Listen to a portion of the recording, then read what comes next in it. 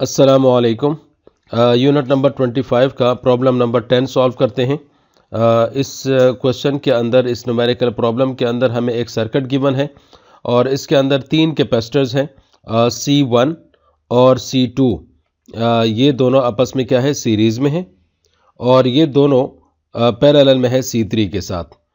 तो इनके वैल्यूज़ हमें गिवन है, C1 10 माइक्रोफेराड, C2 5 माइक्रोफेराड और C3 4 microfarad.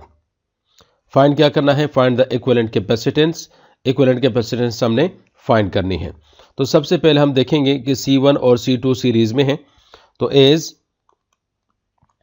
C1 and C2 are in series, इनका हमने इक्विवेलेंट फाइंड करना है। इन दोनों का सीरीज में सॉल्व करेंगे तो उसको मैं C4 का नाम दे रहा हूं। तो 1/C4 will be equal to 1/C1 plus 1/C2।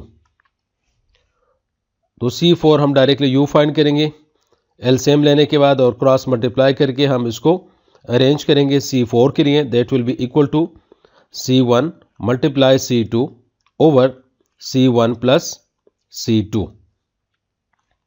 अब इसके अंदर हम वैल्यूज पुट करेंगे। C1 और C2 जो है 10 और 5 माइक्रोफेराड है। तो 10 microfarad multiply 5 microfarad over 10 microfarad plus 5 microfarad. तो ये आ जाएगा हमारे पास, ऊपर आपस में मल्टीप्लाई होंगे तो आ जाएगा 50 इंटू 10 पावर माइनस 12, क्योंकि यहाँ पर क्या है, micro 10 power minus 6, 10 power minus 6 multiply होंगे तो 10 पावर माइनस 12। और यहाँ पर नीचे क्योंकि प्लस कर रहे हैं तो 10 और 5 प्लस होंगे तो 15 आ जाएगा और माइक्रो 7 आ जाएगा। तो हम इसको लिखेंगे 15 इंटू 10 पावर माइनस 6।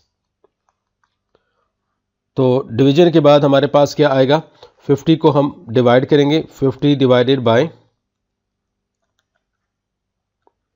15, तो ये आ जाएगा हमारे पास 3.33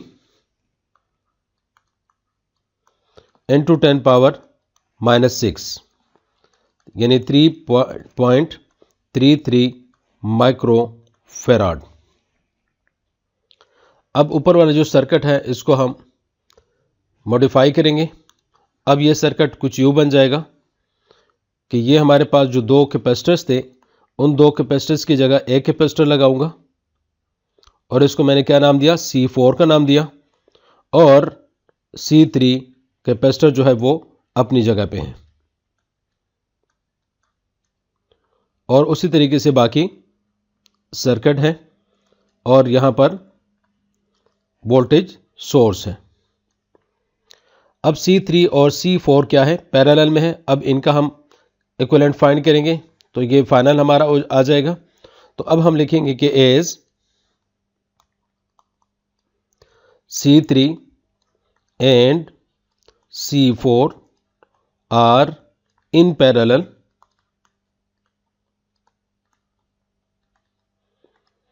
therefore C equivalent will be equal to C3 plus C4। अब C3 ये हमें गिवन है 4 माइक्रोफेराड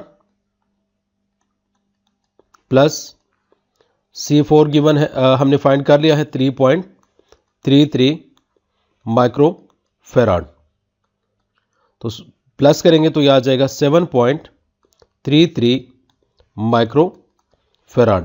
तो ये है इक्विवेलेंट कैपेसिटेंस। और अब ये सर्किट मॉडिफाई होके ये सर्किट कुछ यूं बन जाएगा, वोल्टेज सोर्स, और अब इन दोनों का एक ही कैपेसिटर बनेगा। तो यहां पर हम एक कैपेसिटर लगाएंगे और C इक्विवेलेंट का नाम देंगे और इसके साथ यहाँ पर क्या है, वोल्टेज सोर्स है। अब हमारे पास ये फाइनल सर्किट है और फाइनल रिजल्ट है, और ये सी इक्विवेलेंट की वैल्यू हमें गिवन है, हमने फाइंड कर ली है, वो है 7.33 माइक्रो फैराड।